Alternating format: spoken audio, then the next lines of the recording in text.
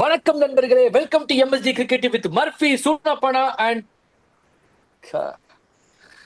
நண்பன் இல்லாம கஷ்டமா இருக்குடா. ச்சே.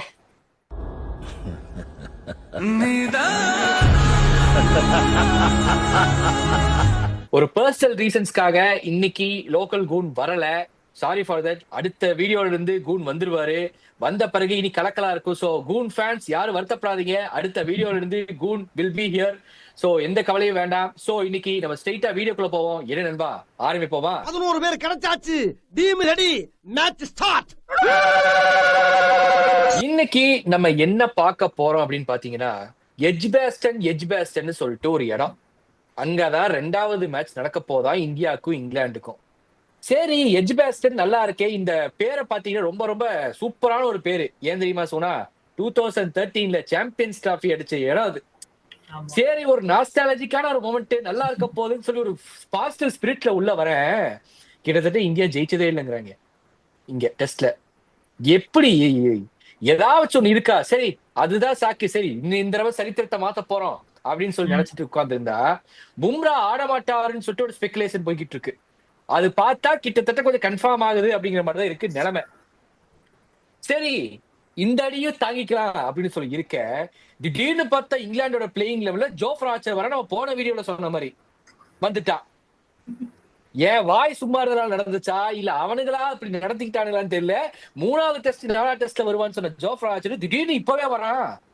ஏடா சிவனே தானே போயிட்டு இருந்தேங்கிற மாதிரி கால் வைக்கிற இடமெல்லாம் கண்ணிவெடி இந்தியாவுக்கு கிட்டத்தட்ட இந்த செகண்ட் டெஸ்ட்ல. இது உண்மையாவே டெஸ்ட் தான். கிட்டத்தட்ட மிட் டர்ம் டெஸ்ட், இந்த டெஸ்ட் ஃபுல் டெஸ்ட் தான் இந்த இன்னைக்கு இந்தியாவுக்கு. ஆல்ரெடி சுப்பன் கில் அண்ணனுக்கு தொட்டதெல்லாம் அடிங்கிற மாதிரி அடி. கௌதம் கம்பீர் அண்ணனுக்கு சாம்பியன்ஸ் டிராஃபியை தவிர வச்சதெல்லாம் விளங்காத மாதிரி ஒரு அடி டெஸ்ட்ல. இல்ல என்ன நடக்க போகுது அப்படிங்கறத நம்ம இன்னைக்கு பேச போறோம். மனசை தளர விடாதீங்க இந்திய ரசிகர்களே, ஏதாச்சும் ஒரு பண்ணுவோம். சூனாப்பானா, என்ன நடக்க போகுது எனக்கு ஒண்ணும் தெரியல, கொஞ்சம் சொல்லு. என்ன மாதிரி இருக்க போகுது? ஏதாச்சும் பாசிட்டிவா பேசி நம்பிக்கை கொடு ரசிகர்களுக்கும் மக்களுக்கும். ஏதாச்சும் நம்பிக்கையா கொஞ்சம் ஒரு 4 வார்த்தை, நல்ல வார்த்தை 4 வார்த்தை பேசுப்பா. ஆரம்பி. எனக்கும் ஆசைதான் இந்தியா ஜெயிக்கணும்னு. பட் ஆனா நான் படி ஸ்டாட்ஸ் பார்த்தேன். இது வரைக்கும் இந்தியா எஜ்பேஸ்டன்ல ஜெயிச்சதே இல்லைங்கிறாங்க. அப்படியே எனக்கு தூக்கி வாரி போட்டுருச்சு. கர்த்தரே. சரி, ஓகே, இதெல்லாம் இருக்கட்டும். நம்ம வந்து வென்யூ எப்படி இருக்குன்னு பார்த்தலாம். சரியா? சோ இந்த பிட்ச்ல டே 1, ஓகே, டே 1ல ஏர்லில வந்து நல்லா ஸ்விங் இருக்கும். Swing and seam. ஆக்சுவலி நம்ம ஃபர்ஸ்ட் டெஸ்ட் ப்ரீவியூ சொல்லிருப்போம் பாத்தியா, லீட்ஸ்ல எப்படி பால் இனிஷியல் மார்னிங் செஷன்ல பால் நல்லா ஸ்விங் அண்ட் சீமா இருக்குல்ல, நல்லா பவுலர்ஸ் விக்கெட் எடுப்பாங்க. சேம் கண்டிஷன்ஸ் தான் இங்க இருக்கும். இங்கிலாந்து டிபிக்கல் கண்டிஷன் தான். ஓகே, டே 2 வரும்போது சன் நல்லா வரும், பிட்ச் கொஞ்சம் லைட்டா செட் ஆற மாதிரி இருக்கும்.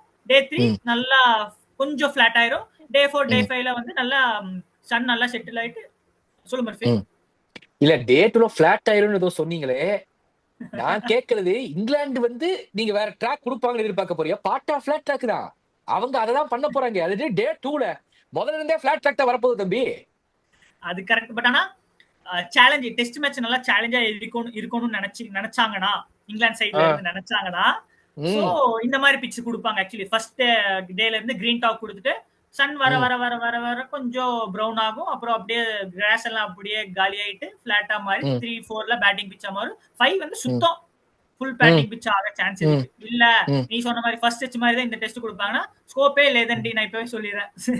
சொல்ல போனா ஏன் நான் நினைக்கிறேன்னா, பும்ரா இல்ல அப்படிங்கறதால கிரீன் ட்ராக் கொடுப்பாங்க அப்படிங்கிற நம்பிக்கை எனக்கு இல்ல. ஏன்னா England is going for bazball தேரிங்கிறப்போ எனக்கு தெரிஞ்சு அவங்க அந்த பிளாட் ட்ராக்கை விட்டுட்டு கிரீன் ட்ராக் கொடுத்து தேவையில்லாம இந்தியன் பவுலர்ஸ்க்கு ஒரு ஃபார்மை கொடுக்கணும்னு நினைப்பாங்க அப்படிங்கிறது நெக்கு என்னமோ தோணலப்பா. அப்படி தெரியல, மேபி மேபி ராங், தெரியல, பட் தெரியல. சொல்லுப்பா, சொல்லு. நீ சொல்றபடி பார்த்தா பிளாட் ட்ராக் தான் கொடுப்பாங்கன்னா, ஆக்சுவலி டே 1ல பாத்தீங்கன்னா ஒரு 260ல இருந்து 280 தான் ஆவரேஜ் ஸ்கோர் அந்த பிட்ச்ல. ஓகே, டே 1க்கு அதுல வந்து 8 to 10 விக்கெட்ஸ் போகும். பிகாஸ் டே 1ல வந்து நல்ல கிரீன் டாப் கொடுப்பாங்க, பால் நல்லா ஸ்விங் அண்ட் சீம் ஆகும். சோ பவுலர்ஸ் விக்கெட் எடுப்பாங்க. ஓகே, சோ இப்போ டே 2கே வந்தீங்கன்னா சன் வரும், கொஞ்சம் பிட்ச் கொஞ்சம் ஈஸ் ஆகும். ஓகே, அப்ப பாத்தீங்கன்னா ஆவரேஜ் ஸ்கோர் வந்து 290ல இருந்து 300. That is an average score. But ஆனா விக்கெட் டேக்கன் பாரு 5 to 8 வந்துருது. ஃபர்ஸ்ட் இன்னிங்ஸ்ல ஃபர்ஸ்ட் டேல பாத்தீங்கன்னா 8 to 10 வரும். இதுல பாத்தீங்கன்னா 5 to 8 அப்படியே டிராஸ்டிக் ஒரு 3 விக்கெட்ஸ் கம்மி ஆயிருது. சோ டே 3ல பாத்தீங்கன்னா நல்லா பிளாட் பிட்ச் ஆகும். சோ 300ல இருந்து 330 கிட்ட வர சான்ஸ் இருக்கு. அந்த that is an average score. Wicket பாத்தீங்கன்னா கொஞ்சம் அதிகமாகும். பிகாஸ் ஃபிளாட் பிச்சா இருக்குல்ல, சோ பவுலர்ஸ்க்கும் கொஞ்சம் நல்லா இருக்கும், பேட்டிங்க்கும் கொஞ்சம் நல்லா இருக்கும். ஈவன் டோன் ஆயிரும், 50-50ங்கிற மாதிரி ஆயிரும். ஸோ 7 to 9 விக்கெட்ஸ் எடுக்க சான்ஸ் இருக்கு. ஓகே, டே 4ல பாத்தீங்கன்னா அப்படியே கொஞ்சம் கம்மியாகும். நல்ல பிச் கொடுத்தாங்கன்னா, ஓகே, சேலஞ்சிங் பிச் கொடுத்தாங்கன்னா டே 4ல வந்து 220 to 240 தான் ஆவரேஜ் ஸ்கோர். ஏன்னா பிச் டியர் டவுன் ஆகும். கரெக்டா, ஸ்பின்னர்ஸ் வரும். சோ அப்போ வந்து ஸ்பின்னர்ஸ் வந்து will come to a play. So around 8 to 10 wickets கிட்ட எடுக்கலாம் டே 4ல.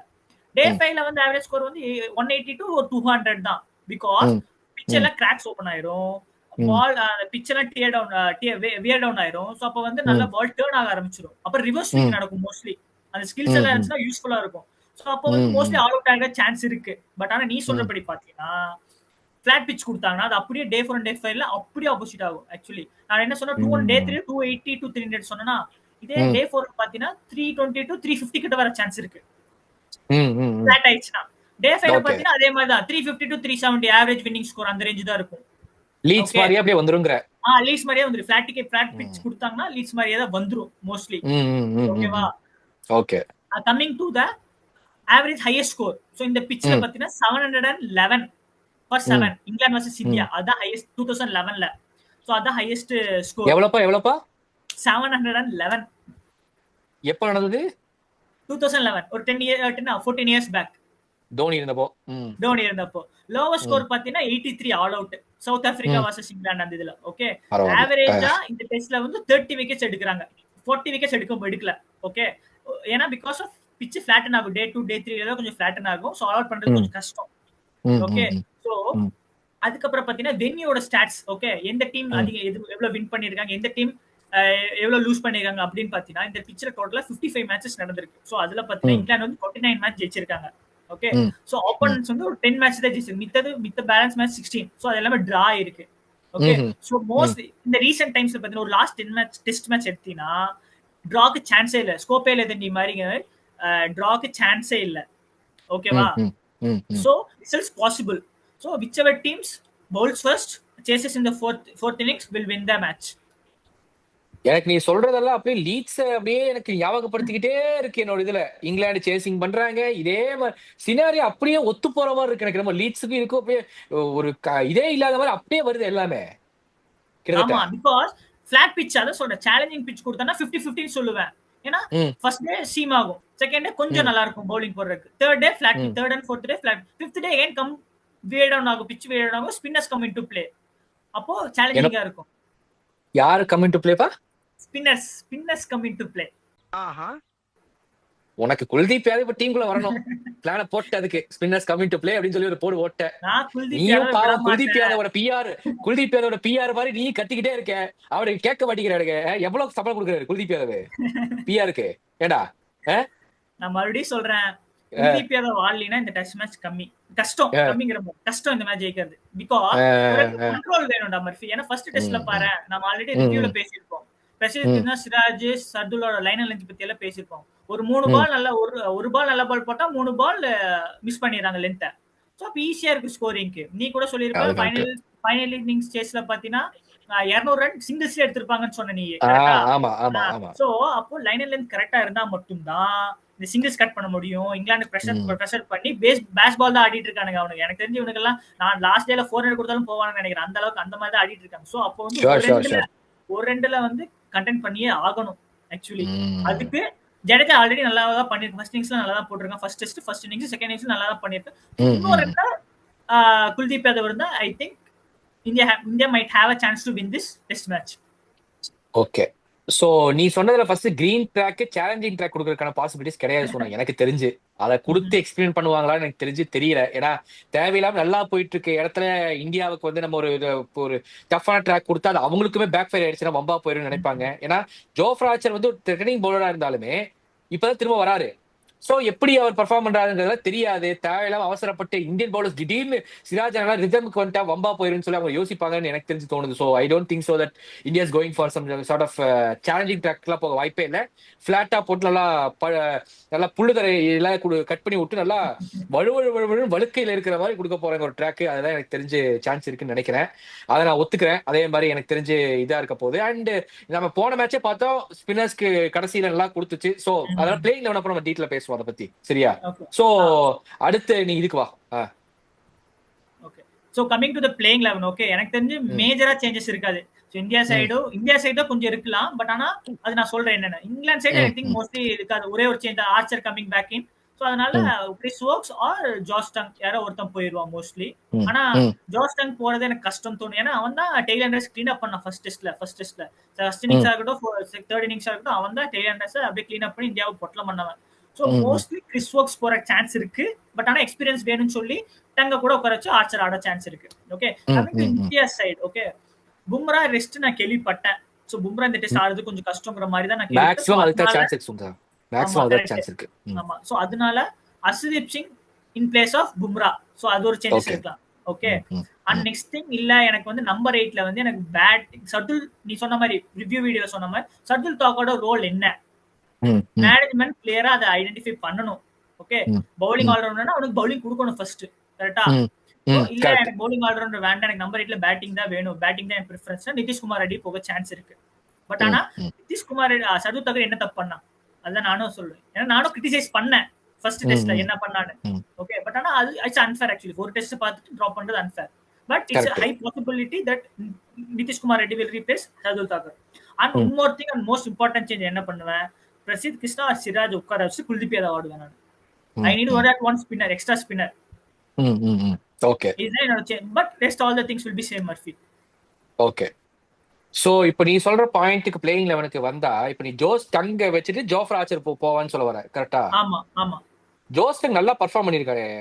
அவனை எடுப்பாங்களா டீம் விட்டு? வெளிய எடுக்க சான்ஸ் இருக்குங்க. அதான் சொன்னேன், Chris Woakes or Josh Tongue. Experience வேணும்னா கிறிஸ் வோக்ஸ் சைடு போவாங்க, ஜோஸ் டங் உட்கார வச்சிருவாங்க. இல்ல எனக்கு ஹார்சஸ் ஃபார் கோர்சஸ் சொல்லி எனக்கு விக்கெட் தான் எனக்கு முக்கியம்னா கிறிஸ் வோக்ஸ் உட்கார வச்சுட்டு இவன் ஆர்ச்சர் ஆடிடுவாங்க. தட்ஸ் குவைட் டிபிக்கல் கால் தான். இங்கிலாந்து எப்படி எடுக்க போறாங்கிறது அது கொஞ்சம் சேலஞ்சிங்கான கொஸ்டினா தான் இருக்கும். அப்படியே நம்ம இந்தியா சைடுக்கு வந்தோம் அப்படி பார்த்தா எனக்கு மற்றபடி நீ சொன்ன இங்கிலாந்து லெவல்ல எனக்கு எந்த சேஞ்சஸுமே இல்லை. It is very very set and clear. India நீ கேட்கற இதுக்கு பார்த்தா இப்போ வந்து நீ பிரசித் கிருஷ்ணாவை குல்தீப் யாதவ் ஆடுவே, I will accept that point, பிரச்சனை கிடையாது. அப்படி நீங்க குல்தீப் யாதவை ஆட வச்சுட்டு பிரசித் கிருஷ்ணாவை டிராப் பண்ண போறீங்க அப்படின்னா எனக்கு தெரிஞ்சு ஷர்துல் டாக்கூர் தான் கண்டினியூ பண்ண சொல்லுவேன் நான் கேட்பேன். ஏன்னா அப்ப நீங்க அவனை பவுலிங் ஆர்டர் வந்து யூஸ் பண்ணி தான் ஆகணும். ஏன்னா உங்களுக்கு இருக்கிறது ரெண்டு மெயின் ஃபாஸ்ட் பவுலர்ஸ் தான். அவங்களே நீங்க ரொம்ப ஃபிட்டிங்கா கொடுக்க முடியாது. அப்படிங்கிற சமயத்துல எனக்கு தெரிஞ்ச அப்போ வந்து நிச்சயமா ஷர்துல் டாக்கூர் ஆடுவாரு அப்படின்னு நான் நினைக்கிறேன். இல்ல இதெல்லாம் விட நமக்கு இந்தியா ட்விஸ்டா ஹர்ஷித் ராணா அவங்க ஆடுவாங்களா? வாய்ப்பு இருக்கா? ஹர்ஷித் ராணா இந்தியாவுக்கு போயிட்டானே, அவனுக்கு ஸ்குவாட்ல இருந்து ரிலீஸ் பண்ணி இந்தியா அனுப்பி விட்டாங்களே. ரிலீஸ் பண்ணிட்டாங்களா? ஆமா, என்னடா சொல்ற? அப்படியா? பரவாயில்லையே. ஓஹோ, கம்பீர் பாய் அவனை எடுத்துட்டு போனாரு. என்ன ஆச்சு, இன்ஜுரியா? இல்ல ஆக்சுவலி எதனால செகண்ட் டெஸ்ட் கிளாரிஃபை சொல்றேன், எதனால அவன் செகண்ட் டெஸ்ட் இருந்தானா ஸ்குவாட்ல இருந்தானா அவனுக்கு இது இந்தியா ஏடும் போது இன்ஜுரி ஆயிடுச்சு, லைட்டா நிகிள் இருந்துச்சு. ஸோ அதனால கொஞ்சம் ட்ரீட்மெண்ட் எடுக்கிறதுக்காக செகண்ட் டெஸ்ட்ல இருந்த இந்தியா கூட இருந்த ஸ்குவாட்ல இருந்தானே தவிர்த்து மெயின் ஸ்குவாட்ல இல்ல. Okay okay, fine fine fine. Okay, அப்படின்னா அப்ப நீங்க ஷர்துல் டாக்கூர் ஆட வச்சே ஆகணும், வேற வழியே கிடையாது உங்களுக்கு கிட்டத்தட்ட பாத்தீங்கன்னா. ஏன்னா வந்து அப்ப Nitish Kumar Reddy is not a full, he is a batting allrounder. So வந்து நம்ம நிதிஷ்குமார் ரெட்டி கிட்ட இருந்து அந்த ரோலை எக்ஸ்பெக்ட் பண்ண முடியாது. சோ வந்து நிச்சயமா ஒரு ஃபில்லிங் பவுலர் மாதிரி தான் நிதிஷ்குமார் ரெட்டி. சோ ஷர்துல் டாக்கூர் ஆடுவாரு, நீ பிரசித் கிருஷ்ணாவை டிராப் பண்ணி குல்தீப் யாதவை இன் பிளேஸ்ல ஆட வைக்க போற, 2 ஸ்பின்னர்ஸ் வர போறோம்னா அப்போ ஒரு 3 அளவுக்கு ஓரளவுக்கு த்ரெட்டனிங்கான ஃபாஸ்ட் பவுலர்ஸ் வேணும். ஹர்ஷதீப் சிங், சிராஜ், ஷர்துல் டாக்கூர் நிச்சயமா வருவாங்க அதுல.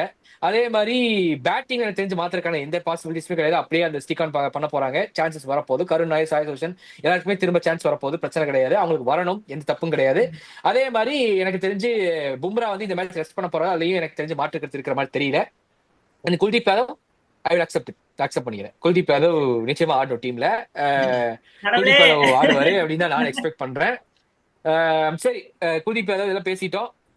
இதுல என்ன எனக்கு ஒரே ஒரு வருத்தம் உங்ககிட்ட, இங்கிலாந்துக்கு அவ்வளவு ரெக்கார்டு சொன்னேன், இதெல்லாம் சொன்னேன், 1% இந்தியா இங்க எப்படி பெர்ஃபார்ம் பண்ணாங்கன்னு சொல்றது கூட உனக்கு வாய் வரல.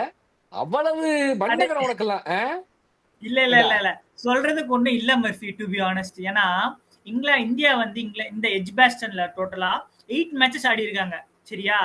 சோ அதுல வந்து ஒரே ஒரு டெஸ்ட் மேட்ச் ஜெயிச்சிருக்காங்க. அதுவும் எப்போ 1932 நினைக்கிறேன். அந்த டைம்ல தான் சுதந்திரத்துக்கு முன்னாடி நடந்தது.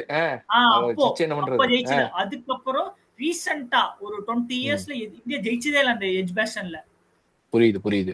அதனாலதான் நான் சொல்றேன் இந்த test it will be really difficult compared to the Leeds. ஏன்னா ரெக்கார்ட் ரியலி வர்ஸ்டா இருக்கு இந்தியாக்கு.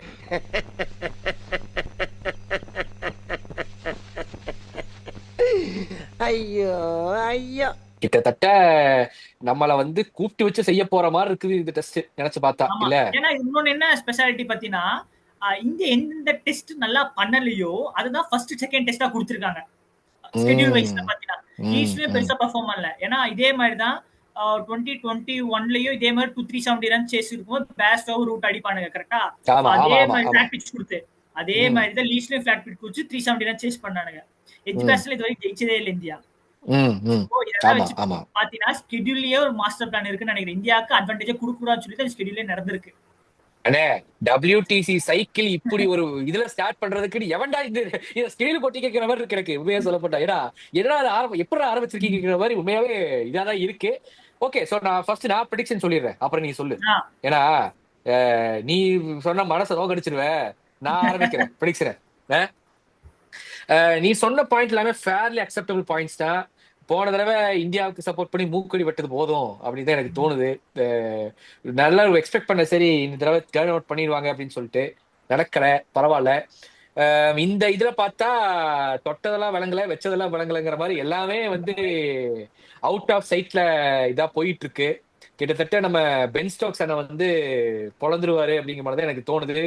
நான் சொல்றேன் ஃபிளாட் ட்ராக் கொடுக்க போறாங்க, பேஸ்பாலுக்கு ஏத்த கண்டிஷன், ஜெயிச்சது இல்ல, இந்த மாதிரி எக்கச்சக்க இது இருக்கு. இந்தியா வந்து இந்த மேட்ச் ஜெயிக்கணும் கிட்டத்தட்ட ஒரு பிளைண்டர் ஆஃப் இன்னிங்ஸ் புல் பண்ணணும். ஆஸ் ஐ செட் இந்த ப்ரீவியஸ் ரிவ்யூ, கிட்டத்தட்ட யாரெல்லாம் பெர்ஃபார்ம் பண்ணலையோ எல்லாருமே இந்த மேட்ச்ல வந்து பெர்ஃபார்ம் பண்ணணும் கிட்டத்தட்ட இதுல ஜெயிக்கணும் அப்படின்னு சொன்னா. சோ அப்படி இருக்கக்கூடிய சமயத்துல இங்கிலாந்துக்கு தான் எட்ஜ் இருக்கு, அதுதான் என் மைண்ட் சொல்லுது. என் மனசு இப்போ இந்தியா இந்தியான்னு துடிக்குது. பட் நான் இங்கிலாந்து பக்கமே போறேன், இங்கிலாந்து பக்கமே போறேன். எனக்கு வந்து திரும்ப நான் மூக்கடி பட விரும்பல சொன்னா, அதனால நான் திரும்ப இங்கிலாந்து பக்கமே போறேன். நீ சொல்லுப்பா, நீ எப்படியும் என்ன சொல்ல போறேன்னு தெரியும், தெரிஞ்சுக்கிட்டே கேட்கறேன் பாரு, சொல்லு. மறுபடியும் இங்கிலாண்டா? சரி, இந்தியாவா? இங்கிலாந்து இங்கிலாந்து தான், இங்கிலாந்து தான். I'm going for England. நான் இங்கிலாந்துக்கே இங்கிலாந்து போறேன். போறியா? உண்மையாவா? India yes. போலியா? மனசு இந்தியா தான்ப்பா சொல்லுது. ஆனா திரும்ப நான் கேட்டு எவ்வளவு தடவை அடிப்பீங்கிற மாதிரி திரும்ப அடிச்சிருவாங்களோங்கிற மாதிரி பயமா இருக்கு எனக்கு. அதனால ஒரு ஒரு ஓகே. ஜிங்ஸ் மாதிரி நான் இங்கிலாந்துக்கு போறேனே. மேபி அதனால இந்தியா ஜெயிக்க வாய்ப்பு இருக்கான்னு பார்க்கலாம். ஒரு நீ இதா அப்படி ஒரு வர. ஃபேனா நான் சொல்றேன். பட் ஆனா நான் என்ன சொல்றேன், உனக்கு அப்படியே ஆப்போசிட்டா. இந்த டைம், ஆ, இந்த இந்த டெஸ்ட், செகண்ட் டெஸ்ட் இந்தியா தான் ஜெயிப்பாங்க. ஆ. பரவாயில்லையே. ஆ, என்னடா. Ah, because ah, ah, 2025 year ah, ah, is for curse breaking year. ஆஹா, ஓகே. எட்ஜ் ஆ, பேஸ்டன்ல இந்தியா இது வரைக்கும் ஜெயிச்சதே கிடையாது ரீசன்ட் டெஸ்ட்ல. சோ ஆமா. ஆ, considering all the factors, India will ah, win the toss, will ah, bowl first, and ah, then England batting பண்ணுவாங்க. ஃபர்ஸ்ட் ஆ, இன்னிங்ஸ்ல கம்மி தான் அடிப்பாங்க. ஸோ இதெல்லாம் கன்சிடர் பண்ணி I am ah, going with India for 51-49 in favour of India. ஆஹா, ஆஹா. அதாவது இந்த நீ வருஷம் சொன்னது முடியுது இப்போ. ஆஹா. இந்தியாக்கு. இப்ப நீ சொன்னதை தனியா ரெக்கார்ட் பண்ணி வச்சுக்க போறேன், சரியா? சப்போஸ் வந்து அது நடந்துச்சு அப்படின்னு சொல்லி சொன்னா, உன் பேருமே சூனா பானாவ் கிடையாது, ஜோசிகார சூனா. இந்த நானி ஜோசிகாரன் மாதிரி சூனா ஜோசிகாரன் இனிமேல் நீ ஆக போற. சோ ரொம்ப ரொம்ப இதா இருந்துச்சு. சோ ஓகே, சோ ஃபன் ஃபீல்டா ஜாலியா போச்சுன்னு நினைக்கிறேன் நம்மளுடைய ஆமா. ப்ரிவ்யூ. சோ நல்லபடியா முடிஞ்சது. இனி நடக்கக்கூடிய மேட்சஸ் ஒவ்வொரு டேவும் என்ன இருக்குங்கிறத நம்ம வந்து வியூவர்ஸ்க்கு எக்ஸ்பிளைன் பண்ணுவோம், நம்ம நண்பர்களுக்கு சொல்லுவோம் என்ன நடக்குது என்னன்னா. அதே மாதிரி இத பத்தின இனி இன்ட்ரெஸ்டிங்கான கண்டென்ட்ஸ் வந்துகிட்டு இருக்கு. சோ லைக் பண்ணுங்க, ஷேர் பண்ணுங்க, சப்ஸ்கிரைப் பண்ணுங்க எங்க சேனலுக்கு. சோ நண்பர்களே, we are signing off right now. So thank you நண்பர்ஸ். Cheers and bye bye.